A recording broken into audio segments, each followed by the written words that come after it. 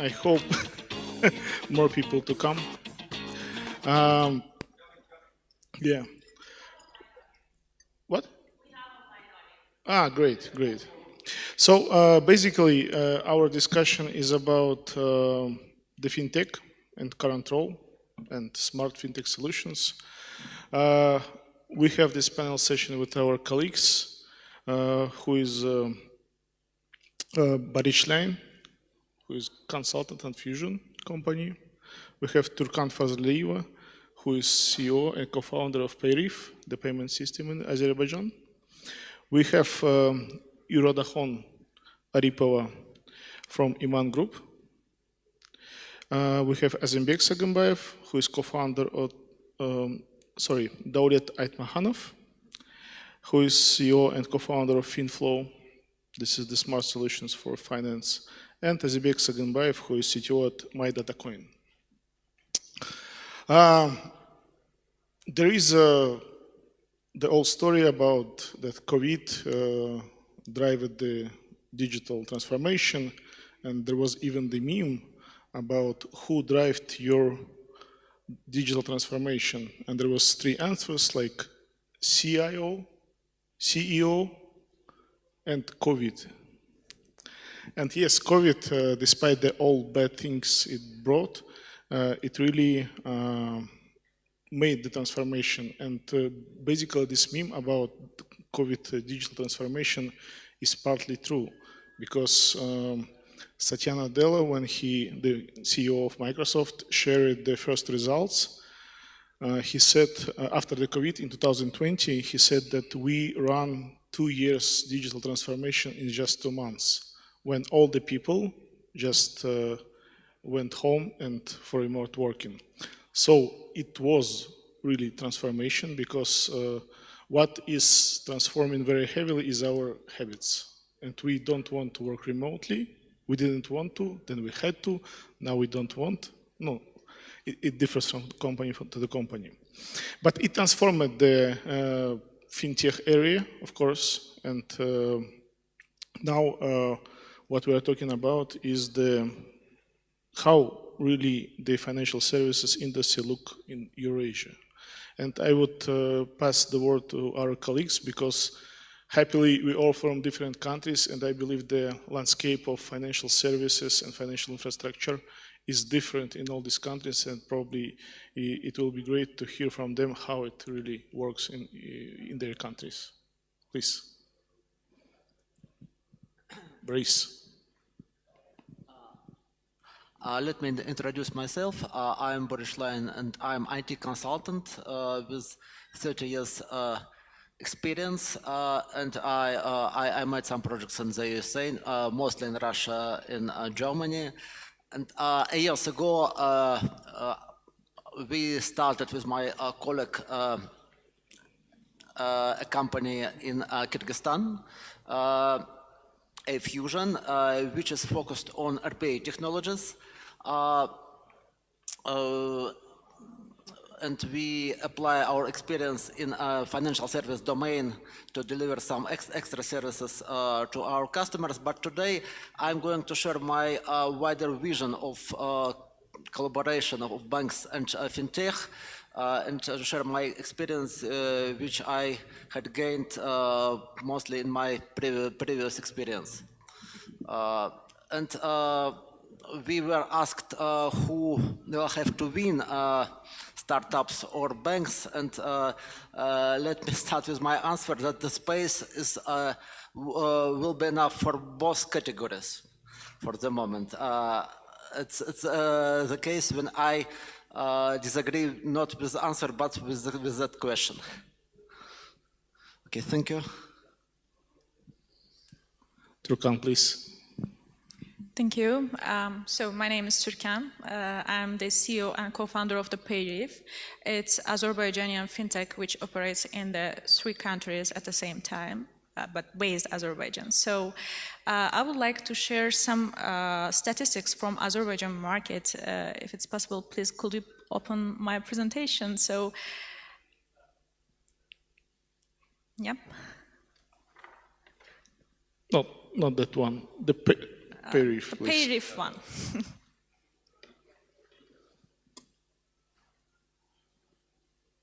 Well, I would like to share the Azerbaijan market a little bit because I think that anyone just don't know about the Azerbaijan landscape. So, and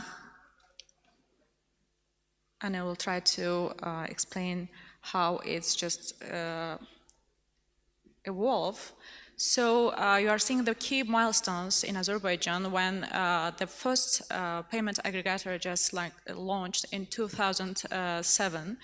And then after some years, banks started launched their mobile apps. But of course, as you mentioned, that after COVID pandemic situation, the market size just increased, and the people just preferred to switch to the cashless payment. So that's why after COVID, it's increased, and the Apple Pay and Google Pay also launched in Azerbaijan. So after 16 years, our government decided to react to the fintech ecosystem, and they are now offering the regulation, and we are applying to this, we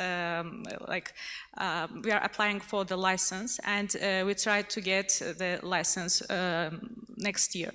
So, the statistic from the Central Bank of Azerbaijan also shows us the pandemic situation really increased the transaction of the e-commerce platforms in Azerbaijan also, and the number of cards also just increased. Now people just own the debit cards, and they are using cashless payment, but cash is still king in Azerbaijan, unfortunately, but we are trying to solve this problem somehow, as we trying to solve the cash problem.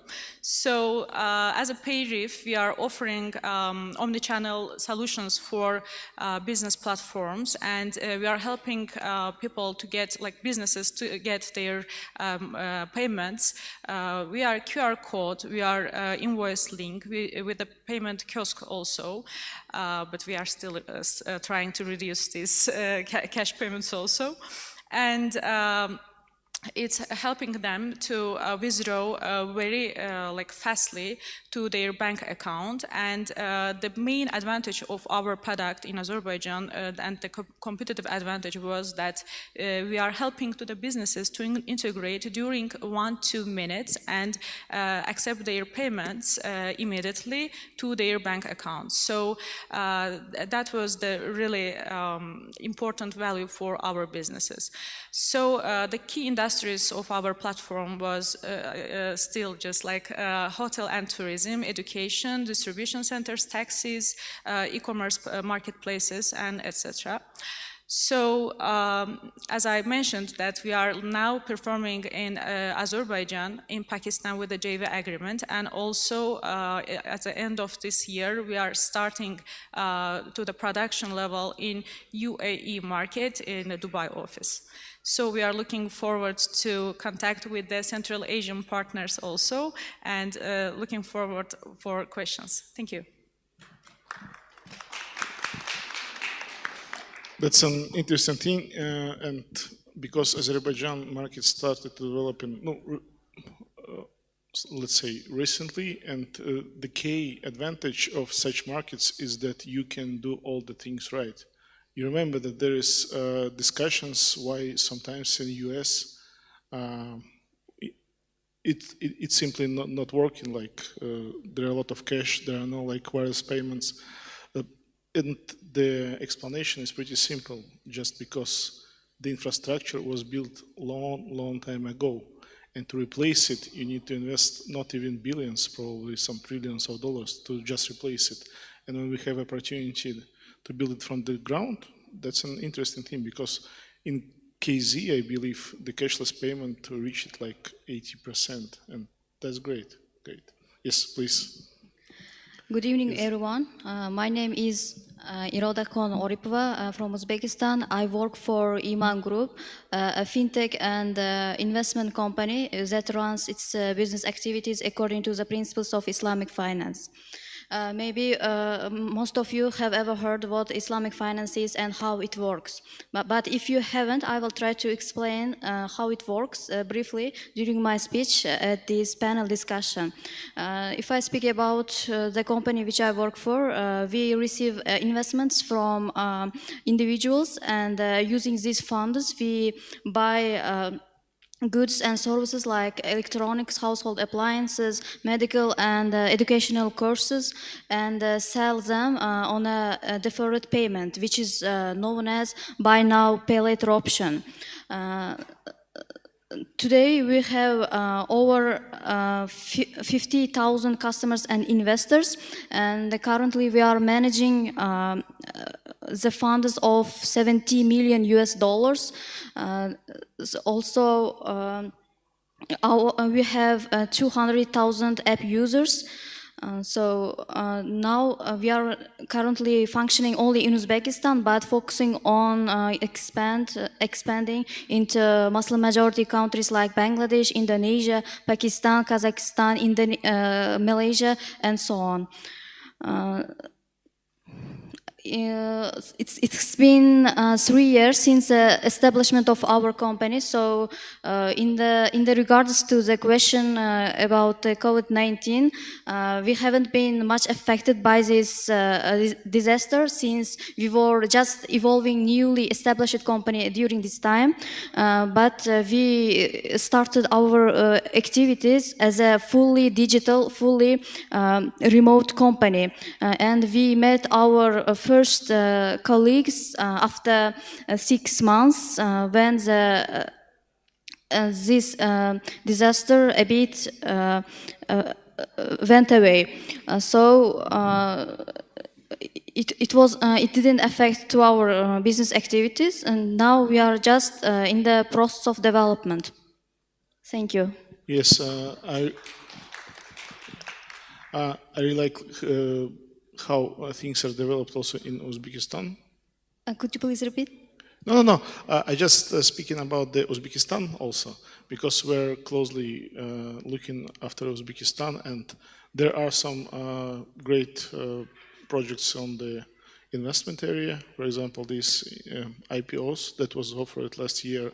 And to be honest, Uzbekistan, I don't know, probably Azerbaijan have, but it has its own national card system that is basically was not even developed in Russia, but last year, yes, it required them to develop. But Uzbekistan has its own card system, which is really great because it allows to the country to be independent in this area. So it's really great. Thank you. Yes, please. Yeah, Renat, thank you very much for the intro. Good afternoon, everybody. I would love to turn on the presentation so it could briefly look through the product itself. Yes, it's Finflow presentation, please. Yeah. Can I get the clicker, please? Yeah. Thank you. Once again, good afternoon. My name is Daulet. I'm a CEO and co-founder at Finflow. We're doing AI-powered financial planning and analysis software for businesses. And before we jump into the product itself, I'd like to introduce myself first properly. As far as I said, I'm a finance professional as a background. I've been doing financial consulting for startups and SMEs for a little more than 4 years now. But apart from that, I'm a serial entrepreneur. I've been doing some startups since 2019. Launching and selling some of them, and currently we're doing the fintech solution for the businesses. So speaking about the problem itself, we found out that 67% of founders, of entrepreneurs, struggle to create financial model, to do the forecasting, to do the calculations of their financial and product metrics, which is basically every 2 out of 3 founders struggle to properly manage the finances of their companies. And actually, by far, the financial planning and analysis problem is second and the 5th most important reasons why startups and companies actually fail. But the problem actually doesn't stop there. we go deeper to the financial institutions as well, because majority of the financial institutions spend hundreds of millions of dollars on their finance departments, to the labor force, to the software and hardware solutions itself. So for example, here in Kazakhstan, we are trying to work with one of the biggest microfinance organizations, and we found out that they have almost 1,000 financial analysts in their team, just doing manual calculations, the financial modeling, and before giving microloans to the small and medium-sized businesses, which is the work that our AI algorithm could actually automate. So basically, how does it work, right? So yeah, that's why we're making financial modeling, forecast, dashboards, graphics, and valuations in a couple of minutes using the AI power. How does it work? We simply integrate with the accounting softwares like 1S, Xero, and QuickBooks. We collect all the financial historical data that the company has. Our AI collects it, analyzes it, and in real time creates financial models, the cash flows. All the calculation is done by the algorithm itself, so that the top management don't need to do the calculation for so long, and just to get the insights and make some strategic decisions. Speaking of the market, we launched this summer in US market. We at the MVP stage. We know that there are 5.4 million early stage startups and SMEs in North America alone who are using that kind of accounting software and not analyzing the financial data so much. So yeah, based our revenue model, we are B2B SaaS platform. We have a monthly subscription of $99 and almost $1,000 annual subscription. We are opening a market potential of $5.4 billion. So as a value, what do you actually get, right, as a company, as a startup? So you get a powerful niche AI tool in finance, which gives you a real-time control of your finances and improves the effectiveness and productivity of a CFO tenfold. Yeah, basically, this is our team, our investors and advisors. We recently secured our pre-seed round in order to shift from the MVP stage to the product stage and kickstart our sales in the US and European markets as well. So yeah, thank you very much for the attention. If you have any questions, we could discuss. So you're gonna left these all analysts without job? Pardon, can you? So you're gonna left all these advisors and all these analysts without a job with your AI? Well, when we speak about the AI fintech solutions, we are not saying that the AI will be powerful enough to terminate that kind of some professions like financial analyst or CFO, but we speak about that it could amplify the ability to produce output, right? Because, for example, in that microfinance organization, one financial analyst creates the financial model for a couple of days, while by using our tool, it could create 10s or 20s financial models for different companies in just couple of minutes. No, to be sure, that's a great initiative, and as I understand, you're expert in your services to North America, yes? Yeah, we kickstarted our sales over there. We're actually still looking for the right market, but we understood that we validated the problem is universal in North America, in Europe, in Central Asia as well, because we have customers in all these countries, and we understood that the problem is pretty much universal, and the solution could be fine-tuned for the specific market itself. Great, thank you. And Azimbek, who is represented the MyDataCoin, which is a blockchain solution, which is partly about the privacy and selling the data. Please. Yeah, thank you, Renat. My name is Azimbek Sagynbaev. I'm CTO and co-founder at MyDataCoin. It's a blockchain-based platform, as mentioned we are developing an ecosystem which gives for the citizens a tool which will give them control over their personal identifiable information. I will tell more about the platform which we are building.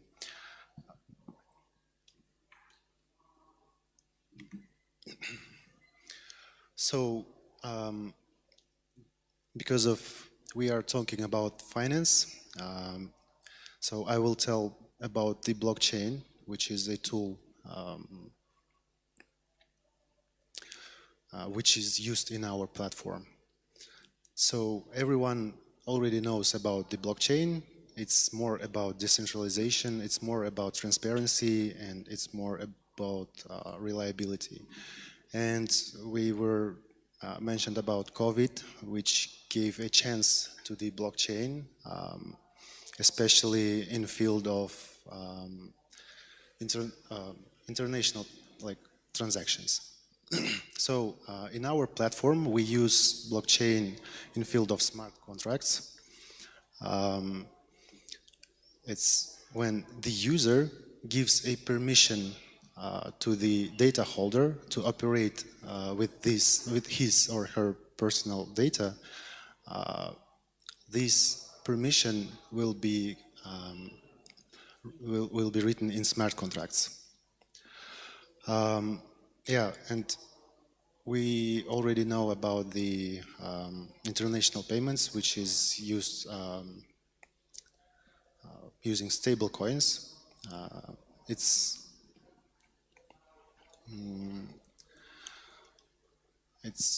easier to people make international transactions because it's cost efficiency, yeah. So I'll tell more about the MyDataCoin in field of advantages. So as usual citizen, as a normal citizen, we know that our personal data is stored on the different companies, and all the data is being processed, being monetized, and in our platform you can control them. You can see who is using your personal data and who is monetizing it. Yeah, I think. Thank you.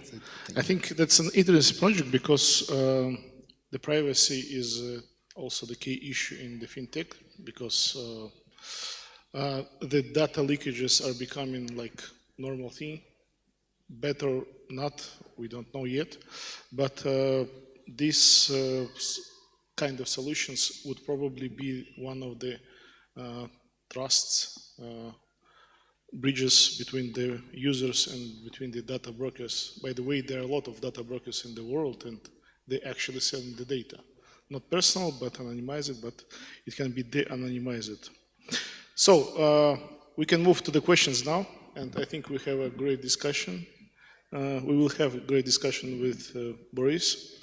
The first question that we have is basically, there is an old story that fintech will beat the banks. Probably this is like an, let's say, beginner's level of view, that the world is a bit more complicated than just white and black. And in this case, fintech seems like white part of the life, and the banks are something old and outdated. But probably, Boris, you could share your vision on that, and probably you also, colleagues, please, let's discuss this theme. What do you think? Okay.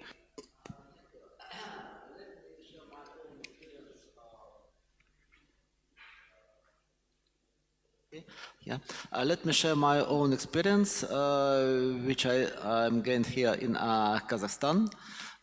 So I was looking for a very basic financial service for my customer, and initially we had 3 opportunities, and we looked this service in foreign countries, and then we opened out that it was prohibited by local legislation. Okay, then we went to traditional bank and also to startups. And it opened out that we were too small to communicate with traditional bank. So it's we required basic financial service, but with some specific requirements. So, and it took, I say it took 2 months just to start communication. Then we decided to turn to startup, and we opened out that startup, which looked very interesting for us, just didn't have enough capacity and enough, I'd say, technical capacities. And then it opened out that they didn't have enough financial capacities, financial resources. So now we're discussing a scheme when they will include investment as our connection fee to the startup. So it means that we need a service and nobody is able to provide it. Even it's a very basic service. It's a real situation in this market. And I think that only in collaboration of traditional banks and startups, we are able to gain the service we really need. So it's my question, it's my starting point for this discussion. I truly and on 100% support this vision, because basically it's not the question who will win eventually. It's the question, do we want to complete the missions of the companies? And we need to look in our charter of companies and see that the goal of each company is to earn the money. So it always was a battle for the resources, and it continues to be. And as we see from the Boris, there is a story about that banks are very slow, they have no time for that, and this is just another proof that it is really is.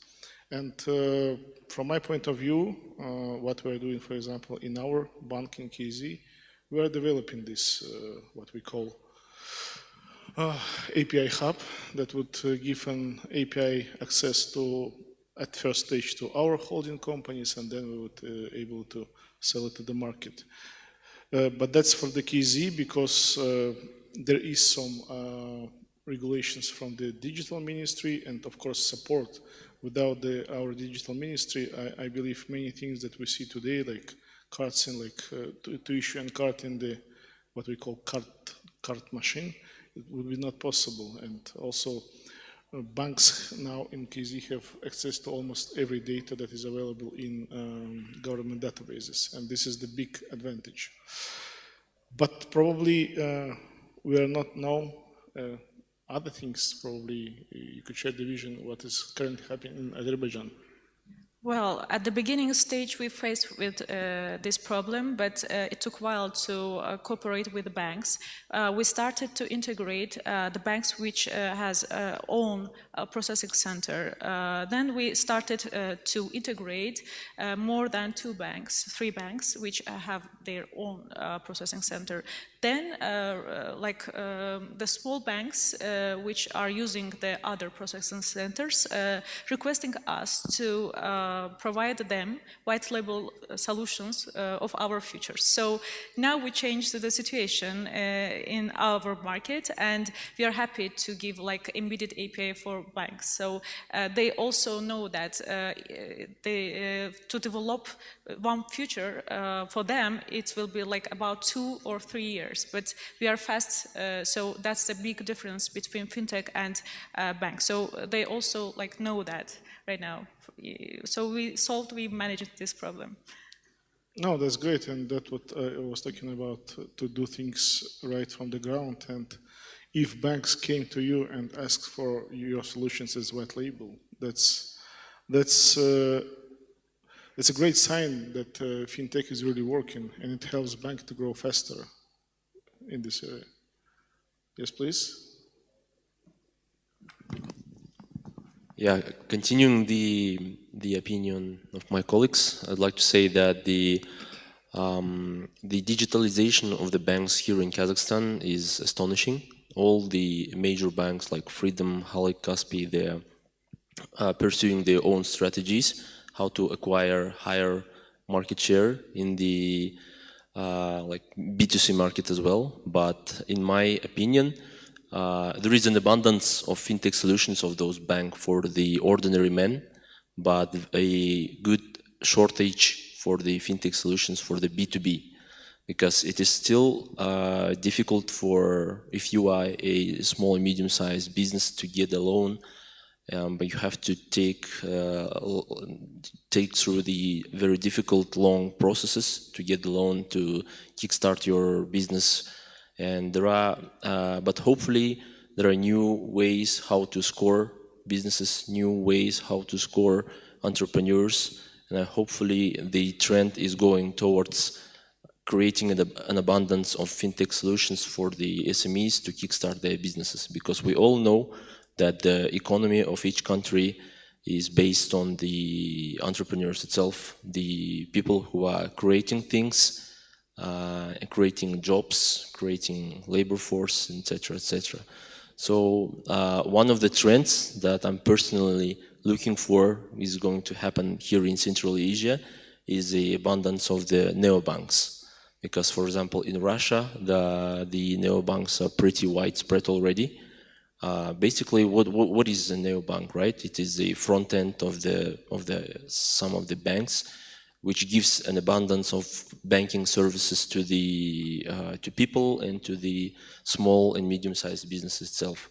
So I believe that in the following 2-3 years here in Kazakhstan, we will see the rise of local neobanks. Thank you. Yeah, Daulet, by the way, raised the interesting question, because no so-called neobanks in Russia, yes, they were the front of the traditional banks, but what was interesting is that they changed approach. When the banks say they are highly regulated, that's simply true. They are really highly regulated.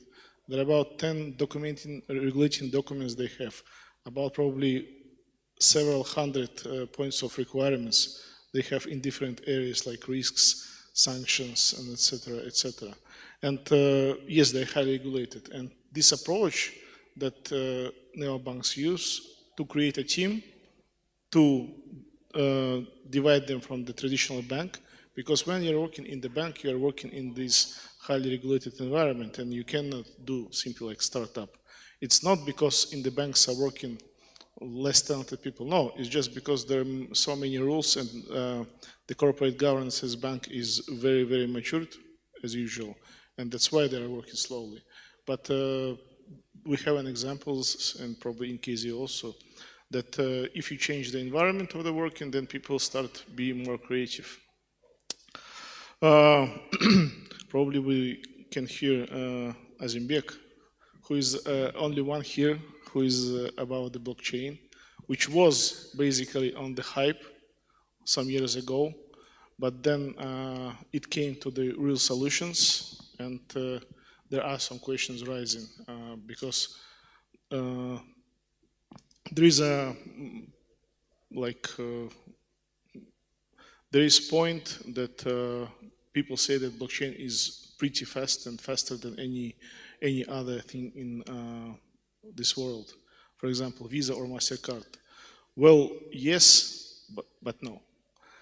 Because Visa and MasterCard works with around 10 to several 100,000 of customers around the world, and it really works. If you making some testing, even in highly, I don't know, you put 1,100 transactions per second, but still it comes from from one environment.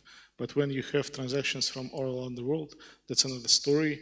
And basically, no, blockchain will change something, but we are not sure what. But Azimbek is trying to do this, and probably, what do you think about who will win?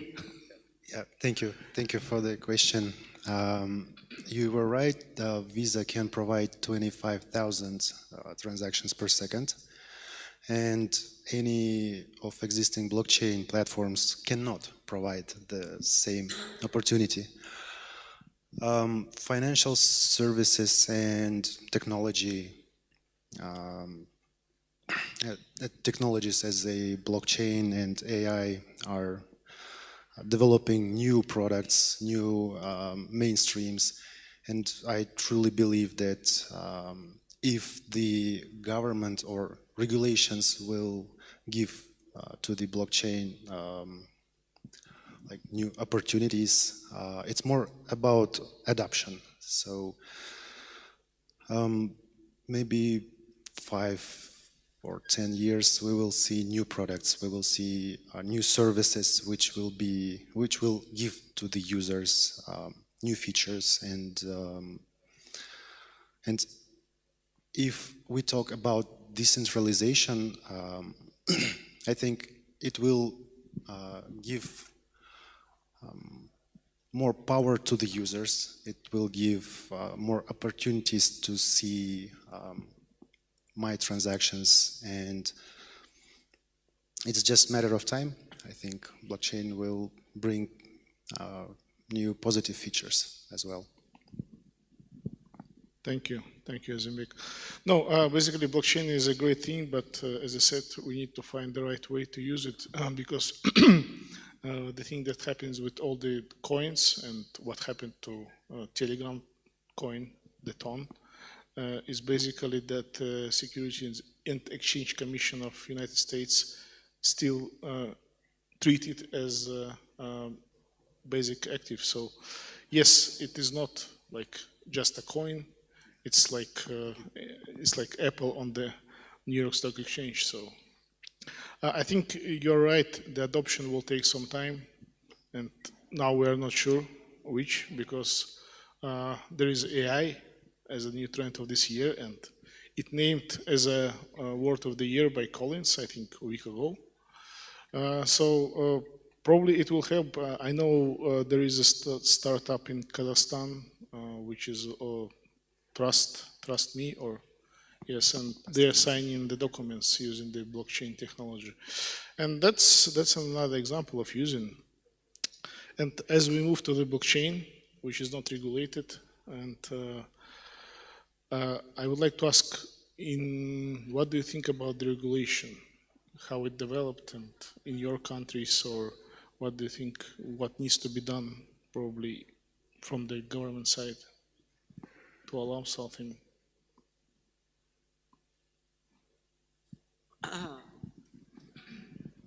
Let me to start this topic. So when we started our company in Kyrgyzstan, of course we were engaged and how governmental services are organized, because they had a big progress in comparison even to Russian services, and some services looked simpler, but they were more convenient. For example, we weren't able to buy any information about real estate deals in Russia, and we, studying this domain, we had to elaborate very sophisticated models to predict prices and to estimate real estate objects. And my colleague in Kyrgyzstan were able just to buy a database legally, and then to build the models based on this data. So, and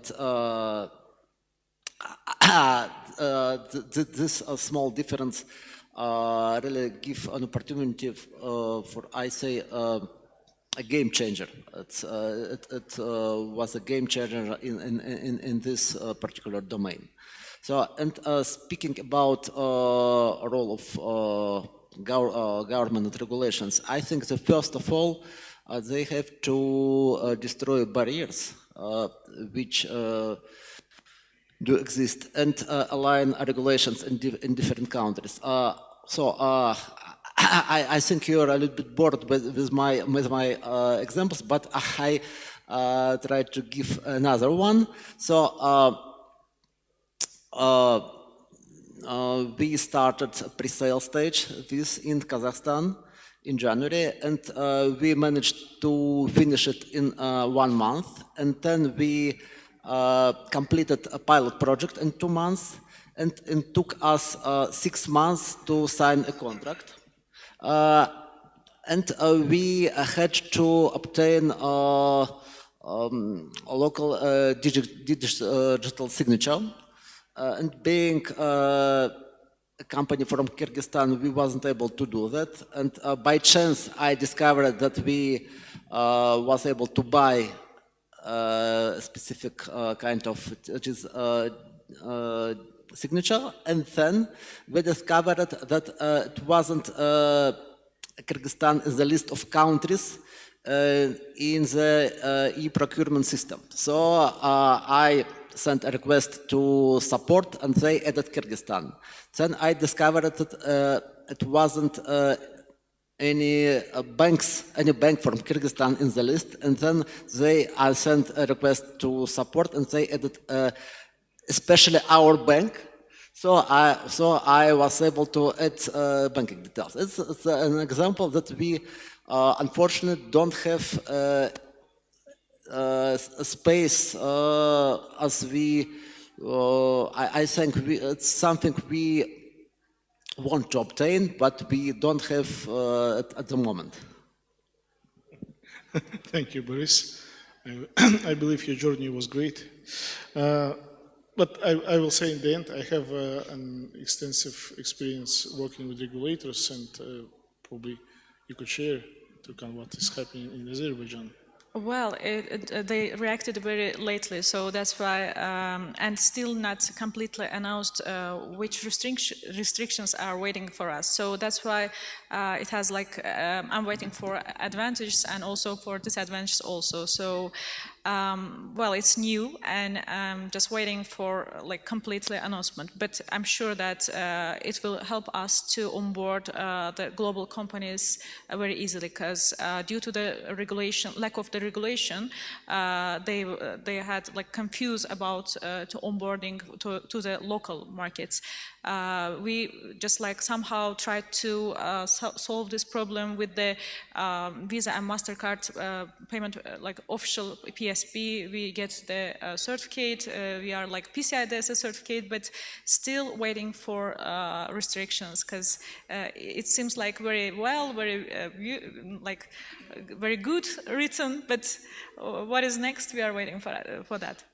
Yeah, from the all experience in all worlds, the great thing is to participate in these discussions, because again, there are talented people in government, I believe, but you know how it works in real life, and probably participation, I believe it should work as in other countries. They are creating some working groups, inviting you, listening to you, and then deny you. Yeah, and what about Uzbekistan? As I said earlier, the company which I work for is an Islamic finance-based fintech and investment company, but nowadays the main problem we are facing to develop fintech sector is absence of legislation on Islamic finance. Because actually our company functions the same as large and developed Islamic banks in the world, but because of the absence of legislation on Islamic finance, we function like a limited partnership in the Uzbekistan. But nowadays the government bodies like in Uzbekistan, like Ministry of Finance and the Fintech Association of Uzbekistan have been working on the development of regulatory sandbox to test Islamic banking Islamic banking as a legal institution in Uzbekistan, but our government have been reported to be working for 5 years on the implementation of Islamic finance legislation. But yes, we should admit that there are changes in terms of Islamic finance legislation in Uzbekistan. For example, in 10 conventional banks, they have opened Islamic windows, but it's not still enough because the 90% of the Uzbekistan population is Muslims, but the share of Islamic finance, in the finance sector of the country is equal to 0. But still, we are trying to develop this sector, trying to develop Islamic finance products and services as a fintech company based on the current legislation of the country. Thank you very much, Irodakhon. Well, that's interesting because we have like some close countries, but in some cases totally different experience and the way of development. But in common, what we have is that we should, or even we must, communicate with our regulators. As Boris said, it's all about synergy. The synergy is what helps, because no regulator in the world or no country in the world can just say there is no digital activities, and they want to make these activities digital activities. But again, we need an expertise, we need some experience in that, and that we can help with that to discuss with the companies, with the government. Because of course it's easy just to lift off of the barriers and say, let us do what we want. But that's not how it works in the world. And if it worked, probably there would be no rules in the world at all. Because financial sector was always and will be highly regulated. Because it's the question of the money, it's the question of the social aspects, because the fraud is rising from year to year. And if we just allow people to do what they want, the fraud people will also do that, we should remember. And that's why, and from my experience, all the regulators, and I've communicated also with Uzbekistan regulator, they're really open and always ready to listen, and what we propose, for example, we also shared this remote identification. And by the way, in Kazakhstan, for the banks, it was launched during the COVID. And it was in some plans, but again, it accelerated, and I believe our national bank issued it in like 1 month after the COVID started to issue the cards in remote and open the banking accounts. So it really accelerated. And I believe this year there should be new rules in Uzbekistan. I'm talking about the investment firms, but it also should. But I know there are already investment firms that open accounts remotely without a digital signature. So I think we are running out of time, and probably the last question: what, except all the problems you have with the international relationships, probably what problems we should solve in terms of the current situation? Because in all banks and all probably the payment systems now are under pressure of the some controls, and probably you also you for sure participating in the sanctions. Probably was it a challenge for you or not to to monitor the transactions and sanction people?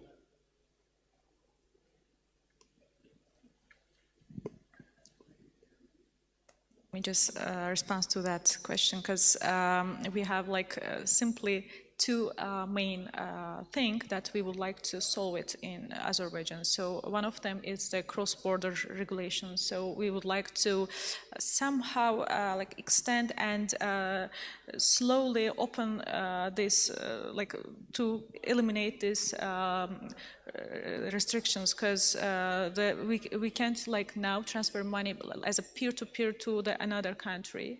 And yeah, so the cross-border is very important for us. The Central Bank of Azerbaijan should just like solve this problem. So it's very similar to Uzbekistan. Yeah, but I just heard about Kazakhstan in the previous sessions, like the cross-border solved already in Kazakhstan. So that's the great opportunity for Kazakhstan. And we would like to to in our country also. And also the another problems about the AWS. So we don't have the Office of Amazon Web Servers. So it's very secure and very exactly like working without downtime servers. So due to the regulation restrictions, we need to save the data only at the local servers. So that's why we need AWS also. So that's simple two solutions. For AWS, there is a solution from AWS which is called AWS Outpost. You can bring the rack with the service of AWS to Azerbaijan and place it in your data center. And there are not all the services of Amazon, but a lot of them that are available in this outpost. And probably you should just contact Amazon and bring this outpost. Then you'll be. They have strict regulation about the data saving in the local servers. So we built our infrastructure and architecture on the AWS. So that's why it's very important. But for UAE and Pakistan, we are working with Amazon. I'm afraid of this restriction of the regulation. So, but again, all the information securities and all these requirements are. We have experience about discussions. Yes, it's discussable. You can discuss, again, you can see some international experience and who. For example, AWS built in US special cloud, which is called government cloud, and it was built for the Ministry of Military or of Military Defense of US. So they are really providing the services and they know how to work with that. And international transfers, yes, but that's not the question, probably of the National Bank. It's more about the politics that we're not touching. So, what kind of problems are we solving in the region? I would like to answer these questions using my presentation, please. Okay.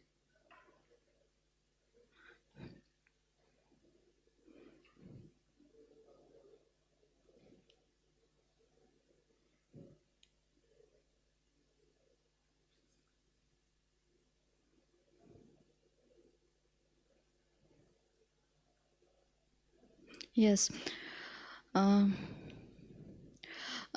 As I said earlier, the majority of our population is Muslims, and for example, 25% of the world population are Muslims, and 71% of them do not use conventional banking services because of their faith. That's why we aim to provide Sharia compliant products and services for mainly for Muslims, but it doesn't mean that non-Muslims cannot use our products and services, because the main problem in the finance sector, in the Islamic finance sector, is that only 1% of world finance services are Sharia compliant, which means that only 1% of financial services and products meet the requirements of Islamic finance. So what is Islamic finance actually? It's a matter of transparency and fairly distribution of the risks between parties. So this is a problem we are going to solve. How we are solving this problem? We have two types of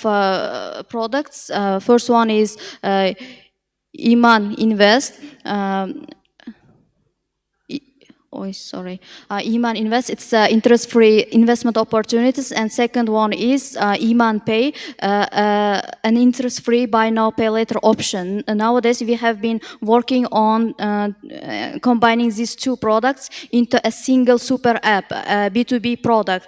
And besides, we are working on the second large B2C product, B2B product, which is named Software as a Service. It's the infrastructure enabling conventional banks to offer their customers Sharia compliant products and services easily.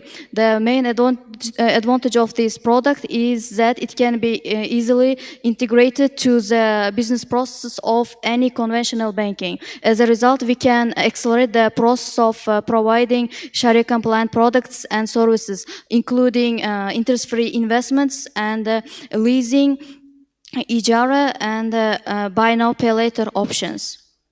Thank you. Thank you very much. That's one-click or two-click solutions is really great because people have time to do some pleasure things, not to go to the banks. I think we run out of time. Thank you very much all for these discussions. I see we would be able to cover more topics, but we will take it into account in the future. So have a nice evening and have a nice evening to everybody. Thank you.